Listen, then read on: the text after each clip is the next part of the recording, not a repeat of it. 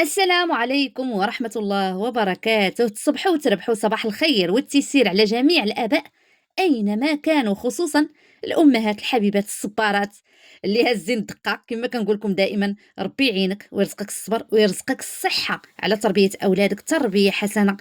اللهم إني عجزت عن تربية أولادي فربهم لي، اللهم أعني على تربية أولادي. دائما استعانة بالله عز وجل، الدعاء هو سلاحنا، وزيد الأخذ بالأسباب. بزاف نتاع الأمهات شفتكم صاحبتي وليتو محتارين، ما عارفينش واش نزير، واش نرخف، شنو ندير. التربية صعبت. اليوم إن شاء الله غنتكلموا على موضوع مهم بزاف، هو فن التوازن بين الحزم واللين في التربية. واللي عنده وليدات اكيد غيكون عاش هاد المواقف نتاع مره كيكون حازم معاهم، كتقول لك باش يتربى وخصني نربي ولادي، ومره عاود كيكون قاصح معاهم، مره كيكون متساهل. ف تلف الانسان كما كنقولوا، تلفنا، ما بقيناش عارفين كيفاش نديروا نربيو هاد الولاد، واش نزيروا معاهم، واش نرخفوا عليهم، واش نميكو، واش اليوم ان شاء الله غنناقشوا هاد المساله هادي، وغنشرحوا بعدا كاين شي كلمات اللي الانسان ما كيفهمش المعاني ديالهم. قلنا التربيه لا تكون تربيه حسنه الا بمنهج رباني، كما قلنا، اللي دائما فيه الوسطيه، لان احنا ديننا دين الوسطيه، الحزم واللين في التربيه. لكن بزاف الوالدين ما كيفهموش بعدا هاد المعاني تاع هاد جوج كلمات. الحزم بعدا راه ماشي هو الغضب، ماشي هو العصبيه، ماشي نقبطو نعطيه سلخات العصا. الحزم هو انني نكون عندي واضحه وثابته القواعد ديالي، والكلمه اللي كنقولها راه غنقولها اليوم وغنقولها غدا. درت واحد القاعدة نتاع ممنوع الهاتف أو استعمال الهاتف فوق 3 ساعات في اليوم، أو لا فوق ساعتين، أو لا ممنوع تديه مثلا معك للطواليت، أو لا ممنوع تدخل التليفون معك في الليل، تستعمله في الليل. هادو قواعد أنا درتهم كأم، والحمد لله دي قواعد سليمة. غتفيد ولدي أكثر ما غتفيدني حتى أنا. فهمتوا؟ حنا كنخافوا على السلامة تاع وليداتنا العقلية وعارفين التليفون شنو فيه، هذا غير كنموذج.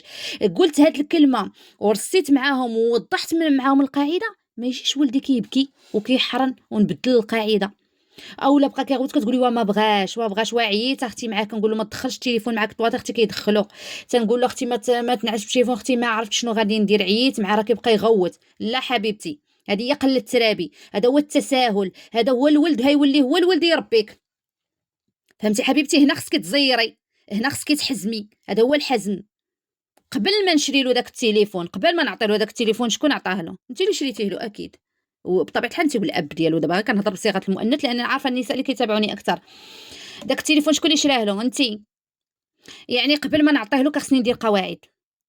قالك لي اول شرط اخر نور. حنا المشكل ديالنا في المجتمع ان ما عندناش الحوار، ما كنتكلموش في هادشي، غير كنجيو نتزوجوا، غير كنجيو نولدوا، غير كنجيو هذا، حتى كنلقاو راسنا غرقينا. حتى في الزواج صافي دق عليك السلام عليكم، جاب حبابو، جبتو حبابكم، يوي صافي ما وضحتي ما والو، حتى كتدخلي كتفاجئي بشي مسائل ما كانتلكش في البال. كنوضحوا، توضيح مهم. وهاد القاعده خصها تمشي على كلشي، ماشي فقط في التليفون. انا مثلا غنلبس ولادي، اييه لبس ولدي الماركه لا بغيتي، لبس حويجات نقيقين، كون انيق، لبس ستيل اللي بغيتي هذا، ولكن عندي شروط. يكون مستور، ما يكونش مقطع، ما يكونش. انا حازمه مثلا في هذه النقطه، ما غايجيش انا يتلاعب بيا ويقول لي حقا واشو صاحبي وانا، ولا يبقى يبكي ولا يغضب ولا يقطع الماكله. هذيك راه هو يحاول يجرب الطرق معاك. لا، الكلمه نهار اللي قلتها هي اللي كاينه. وبطبيعه الحال داك الكلمه اللي كان نصدرها خصها تكون في اطار المعقول، ومبنيه على واحد الاساس اللي هو غالبا الا مشيتو للساس الديني غترتاحي. فوقاش غتحسي بالراحه الا ربيتي ولادك على الدين، ملي غيوصلوا لداك السن تاع التكليف والمراهقه.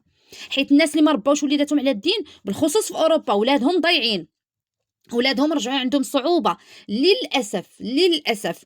العام الفائت واحد السيده قالت لي انا دابا ولدي ما عرفتش كيفاش ندير نقنعه بالصيام، عنده 17 سنه. راه خطوره هادشي. علاش؟ لان التساهل في الصغر مع شي حوايج وعادي، وراه مازال صغير، وداكشي ملي كيكبر تيمشي معاه داكشي. فكنربيو على الدين، ماشي داك التشدد، ماشي داك الغلو، ماشي داك التنطع، بواحد التوازن. وكنعرفوه كل حاجه، لان الدماغ نتاع وليداتنا ما مبنيش على دير وصافي. خصك تقولي له دير هاد الحاجه وها علاش، وتحاولي تقنعيه. هذا دورك، هذه هي خدمتك يا حبيبه، هذه هي خدمتك. حك سنيناتك باش وليداتي سنيناتك يبقاو زوينين، ما يبقاوش يحرقوك، ما يجيكش الالم.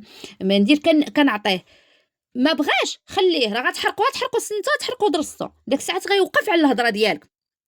ودائما كنذكرو ماشي كنخليه يدير اللي بغا، لا تنبقى موراه. حك سنانك حك سنانك حك سنانك، صلي صلي دير فعل، هذا هو الدور ديالنا. قالك التكرار يعلم الشطار، وهذه هي التربيه ماشي كنربيو مره واحده وكنكحزو، لا كاين شي مسائل اللي صافي كنغرسوها فيهم وصافي الحمد لله كنرتاحوا من بعد. ولكن خصهم يتغرسوا واحد الغرس جيد، من بعد كتبقاي تشوفي انت غير الثمار، كتبقاي تشوفي غير النتيجه نتاع التربيه ديالك. الا غرست فيه شي نظافه، الا غرست فيه شي صلاح. وهنايا غنوقفوا وقفه، راه كتجي واحد الفتره اللي واخا تعيي تغرسي كيوقع له انتكاسه، كيوقعوا لوليداتنا انتكاسه، انه كيتراجع ربما في الصلاه ديالو، ربما في النقاط ديالو كيتراجع، ربما ما كيبقاش مهتم بالصلاه، ما مهتمش بالنظافه، ما مهتمش بالصلاه، ما مهتمش بالقرايه، ما مهتمش بالرياضه. كيجي واحد الفتره كيجي واحد كي كنقولوا واحد الانتكاسه. حنا في هذه الفتره هذه خصنا نفهموها، راه ما يمكنش الولد 24 ساعه ولا البنت 24 ساعه هيكون بيرفكت مثالي. حنا معاهم، كنعاونوهم، كنساعدوهم، كنحفزوهم بحالنا حنا العيالات.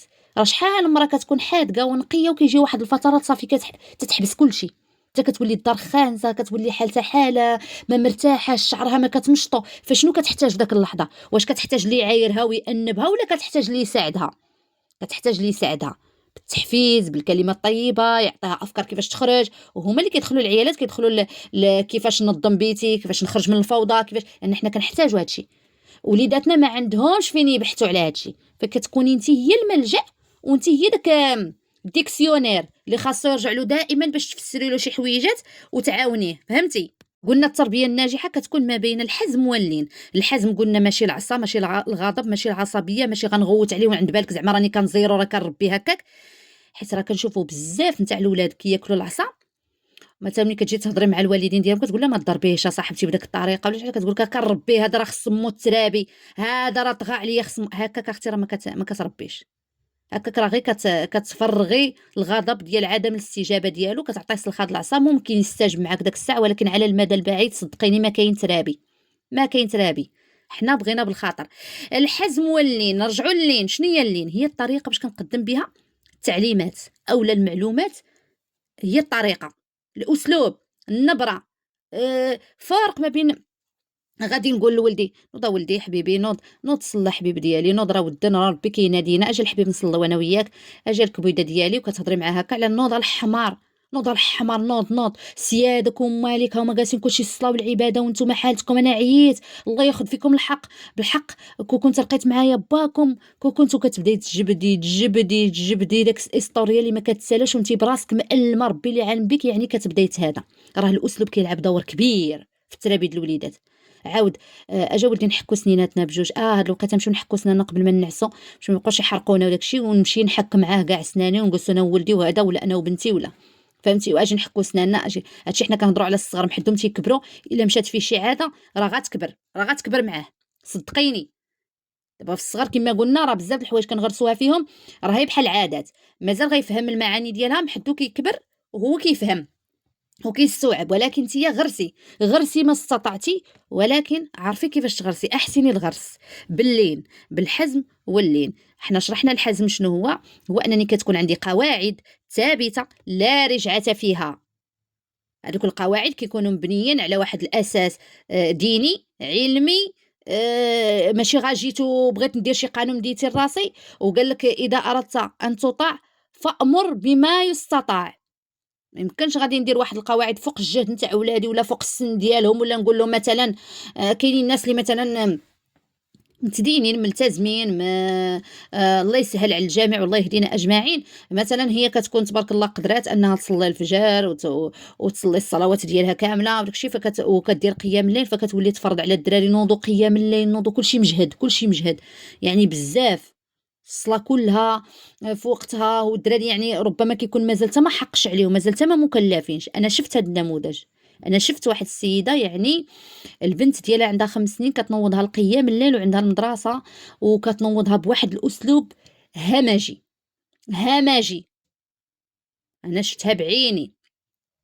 غتقولي اسماء كي كنتي حيت مقربه، يعني كتنوض البنيته مازال عندها 5 سنين كتنوضها قيام الليل، قلت لكم بالغوات وبالعذاب، والبنت يعني واقفه لها حسكه وهي مازال حتى ما مكلفاش. يعني باللين، يعني هذاك البنت غتوصل لواحد المرحلة غتولي تكره الصلاة لأن تربطات بالعنف. راعيو هاد القضية هادي بزاف في التربية نتاع الربط، ربط الأشياء، لأن الأطفال كيترباو بالربط. راه كتشوفيه عنده يلاه عام، عامين، مازال 6 شهور، كتلقايه 8 شهور مازال ما كيهضرش، كيشوفك هزيتي الجلابة كيبقى يغوت، كيشوفك وقفتي حدا الباب حسب له غتهربي عليه. علاش؟ لأنه هو ربط أن الجلابة راه هي ديال الخروج، إذا ماما غتخرج غتهرب. الربط، اذا ملي غنربط انا لولادي العبادات بالعنف، اذا راه غيستجب لك داك اللحظه، لانه قالك ما عند ما يدير الميت قدام غسالو، حيت هو ضعيف وعارف كي الا ما استجبلكش غادي ديري له شي عقوبات صارمه ماشي في المحل ديالها ولا شي عصا ولا شي حاجه فكيستجب لك. وكتقولي والله ما درت له هكا الا دار، راه كيدير. اختي ملي كنغوت ونعطيه قتله العصا كيدير. ولكن صدقيني راكي كديري له واحد الخلل في العقيده صعيب بزاف، بالخصوص المسائل الدينيه. فهمتي؟ راه ملي غيكبر راه غيوليو شي حوايج فوق ما تصوري. وهنا فين كتجينا السؤال اللي كنسمعوا بزاف د الناس، والديهم فقهاء ومو منقابه وداكشي، كاينين خرج واحد العدد كبير وكتلقاه كيقول لك راه تربى في واحد البيت ديني وحافظ كتاب الله ورجع ملحد. رجع ملحد. بزاف بزاف د الناس اللي ملاحده كيقول لك انا رباه، كيقول لك رباه فقي ومو تبارك الله ما كتخرجش من الجامع والولد خرج لها حالته. اختي راه ماشي قضيه باه فقي ولا مسيحي ولا نصراني، ولا راهما مسيحيين، هنا مسيحيين نصارى ووليداتهم وصلوا لواحد السن واختاروا الاسلام. واختاروا الاسلام، ربي الا بغى لك شي حاجه راه بغى لك، هذا التوفيق نتاع الله هذا ما فيش النقاش. حنا مسلمين مآمنين بان كل حاجه بيد الله وبتوفيق منه، ولكن عندنا شي حوايج حنايا راه كنديرهم عليها غير حاسبنا الله، كنديرهم مع نفسنا مع وليداتنا مع المجتمع، كنخسروا بهم شي حويجات. فهمتي؟ فالاسلوب ديالك كيلعب الدور مهم، ماشي بقات نوض راني كنقول لولادي نوضوا تصليو نوضوا تحكوا سنانكم نوضوا تقراو نوضي راه كنقولها، لا ما بقاتش كنقولها، كيفاش كتقوليها هذا هو المهم، هذا هو اللين. الا عرفتي تربطي بين هاد الجوج، وانا شرحت لك الحزم مزير، ما نخليش نعاود الدراري يطلعوا لي فوق راسي ويوليو هما كيربيوني، لا، انا اللي كندير القواعد، انا هي الام. وبزاف د الوالدين باش نبقاو في هذا النوع هذا د الوالدين مثلا اللي ملتزمين جدا وعايشين في اوروبا، ووليداتهم يعني تبارك الله حتى هما عاجبهم داك الالتزام وغاديين معاهم في الخط. علاش؟ لان الاسلوب كيفاش مقدمين. كاين اللي ملتزمين ضيعوا ولادهم هي بداك التشدد وداك التنطع بداك الاسلوب الهمجي وداك جهنم وربي غيحرقك وداك الشيء. وكاين تبارك الله عاود اللي ملتزمين واحد العلاقه راه ما نقولكش، وهادو شفتهم عاود بعيني، هادو شفتهم بعيني، ناس تبارك الله وليداتهم في اوروبا البنات كي دايرين والوليدات كي دايرين الترابي وداكشي، كتشوفي داكشي كتقولي سبحان الله كيفاش قدروا هاد الوالدين انهم يربيو الوليدات بهاد الشاكله هادي. انا نقول لك السر هو الطريقه نتاع تقديم، لا المعلومات ولا التعليمات، والطريقه في حتى فرض القواعد ولا داكشي اللي غادي نديرو. الاسلوب الكلمه الزوينه، بنادم كيقول لك الكلمه زوينه ياكلك بحوايجك. الانسان ملي تيهضر زوين وملي تيكون اسلوبه فض راه كيهرب، راه بنادم يهرب منك واخا تكوني كتقولي الحقيقه. راه كاين شي ناس وعلى راسهم مفكرين وشيوخ وفقهاء واخا يكون كيقول الحقيقه ويكون كيهضر بكلام الله، الا كان عنده اسلوب قاصح فض كلشي غيهرب منه. فانا شخصيا بزاف نتاع الناس يعني مفكرين ولا شيوخ الطريقه كيفاش كيقدم المعلومه، كيفاش كيهضر وكيفاش كيوجه لك داك اصابع الاتهام، وكيفاش كيزكي راسو بواحد الطريقه يهضر معك كانك انت صافي راه محكوم عليك، كانك شيطان راجم، كانك محكوم عليك بجهنم، وكيهضر معك بداك التقي الله وداك الفظاظه وداك الشيء ما نقدرش نسمع ليهم. حنا كبار وانتي وانا وبزاف ما كنقدروش نسمعوا الناس اللي كيوجهوا لنا اصابع الاتهام، اللي ما تيعذروناش، اللي ما تيفهموش الحياه، اللي ما تيفهموش الواقع، اللي ما تيهضروش بواقعيه، كيضرب مثاليه، فما كيعجبوناش. وهكا حتى حنا. وكتبقاي تسائلي كتقولي مال ولدي ما كيجلسش معايا، اختي غير كيجيو كيمشيو لبيتهم تليفونات، ما كيهضروش معايا، ما كيديوهاش فيا، ولادي عايشين في قنت وانا عايشه في قنت. الاسلوب كيلعب دور جد مهم. عندنا خطا اللي كيديروه الوالدين، كاينين جوج الاخطاء كبار في التربيه. حنا عطينا جوج الاشياء نافعين في التربيه مليون في المية، هما المفتاح، هما الحزم واللين. دابا غنعطيكم جوج الحوايج ما ديريهمش في التربيه وهما اخطاء كبار، هو التساهل في التربيه او لا القصوحيه في التربيه. هادو جوج حوايج عاود كيضيعوا الدراري. الأولين هما الآباء اللي صارمين كيعتمدوا على الصرامة، غير يدير فعل ترك حسن عوان ولادهم، لأن كيكون الولد حاس براسو بحال اللي داخل الكوميسارية، ما داخلش لدارهم، داخل الكوميسارية. اجي فين مشيتي، فين درتي، شنو فعلتي، شنو تركتي، بهذا الأسلوب الفظ بحال العسكر فوق راسو. لا راه قالوا لي حصلتك، اجي تكذب عليا انا، تدوخني، اجي طلع وقف، شنو درتي، شنو لبستي، دور هنا. التدقيق والنقد والانتقاد وهذا الشيء كيديروه وما كاينش المقابل ديالو الحب باش يحدد داك التوازن. واجا حبيبه وتبوسوا وتعنقوا، ومالك حبيبي وشتك عيان ووجهك مالو صفريك، ما وقعت لك شي حاجه في المدرسه، قول للحبيب ديالي تقدر تحط عليا الراس، انا مهمتك انا. هذا ما كاينش هذا الاسلوب، كاين غير اجي فين مشيتو، شنو درتو، جبتي لي شي خبر، الله ياخذ فيكم الحق، الله. هاد الاساليب، هاد الاولين اباء اللي كيعتمدوا على الصرامه بزاف. هاد النوع كيخلي الولد كيعيش في واحد الخوف. عرفتي ولدك كيعيش في واحد الخوف، وهذا الخوف كيؤدي لبزاف نتاع الاضطرابات، واحد السلوكات غير سويه. البسيط منها هو انه كيرجع كيكذب، كيرجع كذاب بزاف، كيكذب غير باش يتفادى العقوبه، لان انت فيك التحقيق بزاف، انت فيك التحقيق بزاف، اي حاجه دارها العقوبات صارمه. ما كاينش الرحمه، ما كاينش علاش ولدي درتي هادشي، نتفهم شنو الظروف ديالو، شكون اللي خلاه يوصل لداك الشيء. يعني غير العقوبات والصرامه والقسوحيه، لا حب لا والو. هاد النوع كما قلت لكم كتولدوا الخوافه، كتزرعي الخوف، كتزرعي الاضطراب، كتزرعي الكذوب في ولدك، لانه هو خصو غير باش يسلك راسو معاك، غيبدا يصنع لك قصص ما عمرك شفتيها، وبزاف د المشاكل غيبداو يوقعوا، وغتبقاي تشوفيهم ملي غيوصل لداك السن تاع التكليف. اجي تفرجي داك الساعات الفضيحه اللي غيبدا يدير لك، عند بالك داك الزيار ديالك دائما غيبقى نافع، راه غيجي واحد الوقت غيحبسك عند حدو. وواحد السيده قالت لي واحد الحاجه صدمتني، قالت وكتبكي، حتى اللي قلت لها انت الخطا ديالك، راه فعلا كتبكي، قالت لك ولدي ضربني، ولدي ضربني، دفعني واحد الدفعه، قالت لك ضربني ضربه لكتفي ودفعني. فانا تبورشت فاش سمعت الولد ضربها. عرفتي شنو هي تسمعي ولد كيضرب مو، راه كتحسي براسك تزعزعتي. لكن فاش بقيت كنهضر معاها لقيتها بانها دائما كتعطيه قتله د العصا، ماشي بالضرب نتاع ضريبه عاديه، كانت كضربو مني كان صغير، كضربو بالكابلي، العنف. ديما قالك اللحم مزرق، وقالك عاد كوات وحيت كان كيبول في الفراش، ولا دار الخبار عاود الخبار، قالك واحد النهار عاود الخبار شي حوايج بينها وبين حبابها، عاودهم لباه وناض لها مشكل، قالك عمرات له فمو بالسودانيه. المهم السيده كانت حياتها، الولد منين كبر وصل لواحد السن، قالك واحد النهار فاش بقيت كنقولها غير قولي لي كيفاش ضربك، هو غير جا ضربك، واش الولد مدمن؟ لا بقينا كنهضروا انا وياه، لقيت بان الولد كبير ومازال كتستعمل مع داك الاسلوب نتاع الضرب. فجات ضربوا واحد الضرب، عاود جايبه الكابلي، فهو دفعها دفعه، قال لها صافي حبسي بركه، عييت منك، قالك بدا يسبها، عييت منك، وبدا يقول لها شي كلام ودفعها. يعني هي منين جيت عاود لك ولدي ضربني وهذا، وكيبقاو يبكيو وداك الشيء، راه ولكن ملي كتبقاي تشوفي ملابسات القضيه، وحنا نديرو التحقيقات حتى في القضاء، ملي كتوقع شي حاجه ما كيجيوش كيشوفوا ملابسات كيفاش وصل لداك داك المرحله، كيفاش داك الشيء، كتلقاي راه بزاف د الحوايج. الله يرحم لكم الوالدين، الله يرحم لكم الوالدين، واش حنايا والدينهم باش نعذبوهم ولا باش راه ما غترتاحيش، تي واخا تعطيه قطه دعسه والله لا ارتاحيتي، وتحرقيه والله لا ارتاحيتي. دائما غتبقاي لا انت من حاولي تمشي لذاك الاسلوب كما قلنا، كندير قواعد ثابته، كندير القانون ديالي في البيت، ما نخليش ولدي يطلع فوق راسي، انا اللي كنربي ماشي ولدي اللي كيسيرني، وهكذا. ولكن الحب والحنان، وداك الضرب بالعنف ماشي لذاك الدرجه. كاع راه حنا كنوصلوا شي مره شي مرحله انهم تيخرجوك على عقلك وداك الشيء، ولكن ماشي لدرجات بالكابلي وبالسودانيه وداك الاساليب نتاع الجلد، راه كيولي الانسان وداك الصرامه وداك الشيء راه كيولي كما قلت لكم بحال اللي داخل الحبس، كيولي باغي غير يهرب منه. شكون اللي بغى الحبس؟ حتى واحد ما اختي ما بغى الحبس، يولي يهرب لك، يجلس مع صحابو ويعمر في الزناقي. عندنا كما قلت لكم داك الصرامه بزاف تجنبوها. وعندنا عاود الثانيين هادوك عاود خلاص كيحسب لهم راهم قالك التربيه الايجابيه، وزعما فاهمين التربيه الايجابيه خطا.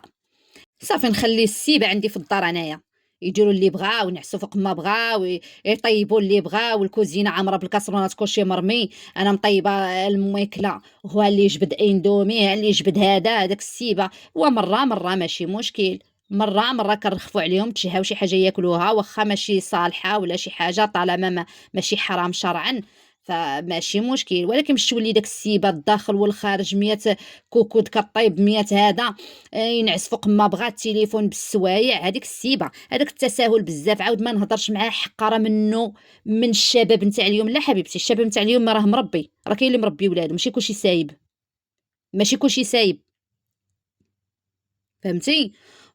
داك التساهل بزاف نتاع يخرج فوق ما بغا، يجيني انايا تنصاصات الليل بلا قانون بلا موجب شرع كما قالوا، بلا حتى حاجه، يوميا يوميا يوميا. وانا شنو الدور ديالي؟ شنو وليت انايا؟ اذا انت تولي بحال داك الخادمه اللي خصهم يجيو يلقاو ماكلتهم موجوده حوايجهم مصبنين، صافي ما عندك حتى شي دور، ما كتربي ما حتى حاجه، فهمتي؟ هادوك التانيين عاود اللي واصلين لديك الدرجه التساهل بلا قياس، هادوك شنو كيطلعوا؟ شنو هي النتيجه؟ الطفل كيولي ما كيعرفش المسؤوليات ديالو، ما كيحش بالاخرين، تيولي اناني، ما تيحش هو ماشي سوقو فيه يعيش هو، ولا بغى يموت بنادم ماشي سوقو، كيولي متطلب، كيولي هو اللي كيسير الدار، تيولي هو اللي انا كنشوف وليدات دابا صغار عندهم ما واصلينش حتى لسن التكليف، 10 سنين 9 سنين، هو اللي كيسير مو، هو اللي كيسير مو، وعنده اسلوب ديالو تمكن منها. ان شاء الله غنهضر لكم على الاساليب الخطيره اللي كيستعملوا الوليدات، حذاري منهم باش ما تبقايش اي حاجه تسيقيها، راه تا هما راه كيخدموا الدماغ ديالهم، ودماغه هو خاوي مع راسو، راه كيخدموا اكثر منك، انت راه مازال متقله بالمشاكل، يبدا يدير لك داك التهديدات نتاع غنهرب غنحرق نموت غنفعل غنسرك غندير لك والامهات كيخافوا، خليني ندير نخرج بالليل وخلي لي التليفون، ولا غنسخف ولا غندير، تيديروا داك الاساليب. القواعد خصها تكون في البيوت ديالنا، وهذا هو التوازن، وهذا هو السر، والقواعد كتكون واضحه، والاسلوب كيكون اسلوب حنين اللي فيه طابع الامومه. والام باش ملي كنسمعوا الام كنسمعوا الحنان، كنسمعوا الحنينه، كنسمعوا الصدر، كما كنقولوا الحنين.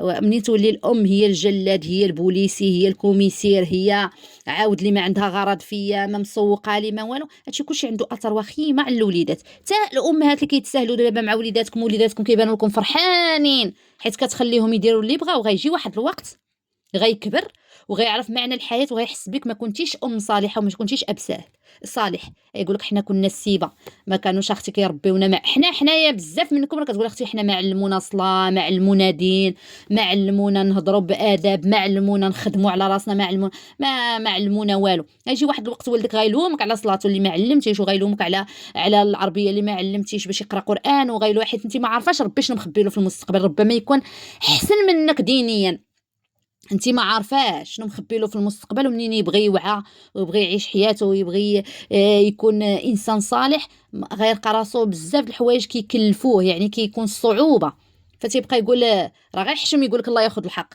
ولكن عند الله والله تيوقفك، عند الله يحاسبك، يقول لك هي اللي ما علمتنيش، هي اللي ما دارتنيش، ديري الدور ديالك الله يرضي عليك، حاولي انك تقفي راسك، حاولي. والطريقه الجميله هي الحنان، راه الكلمه صاحبتي، راه قال لك اللحلحه غلبت السحاره، بمعنى دائما داك الزن على الودان بطريقه زوينه، يكون جالس ولدي متكي كيتفرج، هذا نمشي عنده ونعنقو ونبوسو ونقول له ريحتك زوينه، الله على رويحه وليدي، كنرتاح ملي كنعنقك، زيد عنقنا ولدي، وشوفي ردت ديري هادشي اللي قلت لك. وراه واحد السيده قسما بالله، وغير هاد الاسبوع هضرت معها، قالت لي اسماء راه سعدات اللي لقى القناه ديالك وليداتو صغار، قالت لي وشتي القضيه اللي قلتي نتاع الحزم واللين، قالت لي لا نافعه بزاف، قالت لي ولدي غير بديت كنعنقو، قالت لي حتى الصوت ديالو مع، قالت لك دابا راكو عارفين المراهقه كيتمجهدوا الدراري، قالت لي حتى الصوت ديالو بدا كيهبط ولا كيتجاوب معايا ولا كيسمع، قالت لي بداك التعناق اللي كنت حارمه منه. يعني راه الله يعطيكم السر، راه في مصلحتك انت، حنا ما خاسرين حتى حاجه، كنحاولوا نقدموا لكم مواضيع من القلب ديالنا، حيت كي قالك لا يحبوا لا يؤمن احدكم حتى يحب لاخيه ما يحب لنفسه. والله ما نبغي نشوفكم ألمة، وربي شاهد، ما كنبغيش نشوف الامهات محطمين ولادهم غالبينهم، هذه اكثر صوره كنكرهها. كنبغيش نشوف الام شكون اللي معنفه ولدها اللي والده مكرشه، ولكن قبل ما يعنفك هو خصك انت ما تعنفيهش. الله يرضي عليك، الله يصلح حالك وحال وليداتك، ان اريد الا الاصلاح ما استطعت، وما توفيقي الا بالله، عليه توكلت واليه انيب. شكرا لكم.